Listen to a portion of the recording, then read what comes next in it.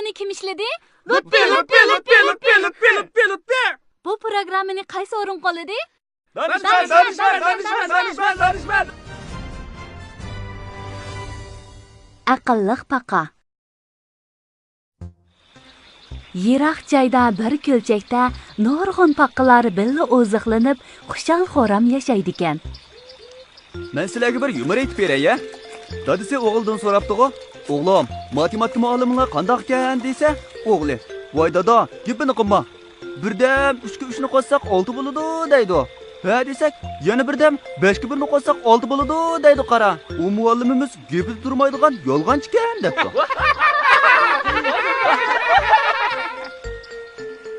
Ular kechalari bo'lsa naqsha aytib kun o'tkazadi ekan. Qora qushlarim, orqadagi nimarim, shaq qollarim, bana birni desang-chu, kuchung yesa olsang-chu.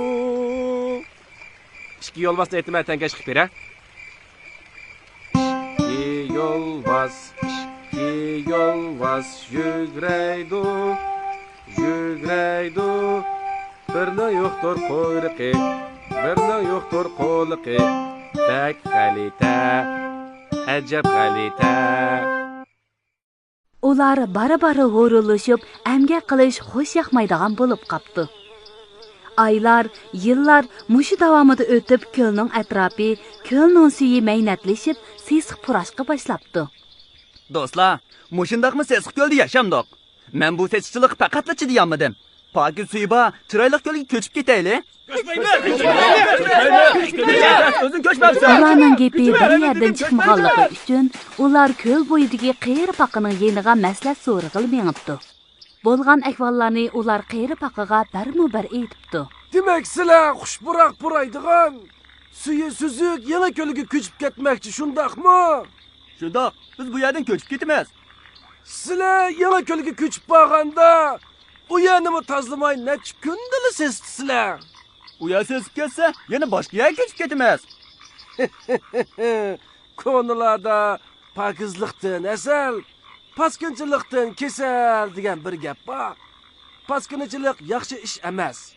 Biz hurunlik qilib ko'lni vaqtida tozlamadik, muhitni bo'lg'idik. Bu yerdan ko'chimiz degicha belni ching bog'lab, sesiqchilikni tozlasak, bu ko'lni hech qanday ko'ldir qilishmaydi.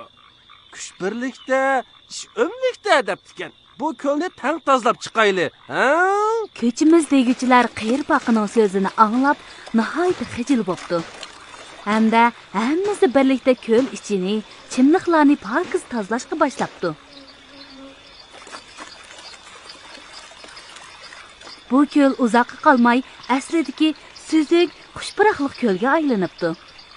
Shuningdan boshlab hammasi qiyri paqidan mamnun bo'lib, uni aqlliq paqa deb atashadigan bo'pti. Javhar, biz bir masalaga yo'liqqanda, uningdan qochmay qanday qilib shu masalani hal qiladiganning amalini qilishimiz kerak. Umaqlar, biz hammamiz pokizlikni yaxshi ko'ramiz-ku? Maynatchilik degan bak yomon odat. Maynat yerlarda mikrob deydigan eski qurutlar bak ko'p. Ularni tutsak, og'rib qolamiz. Shunga harcha qo'limizni pokiz yuvib turaylik.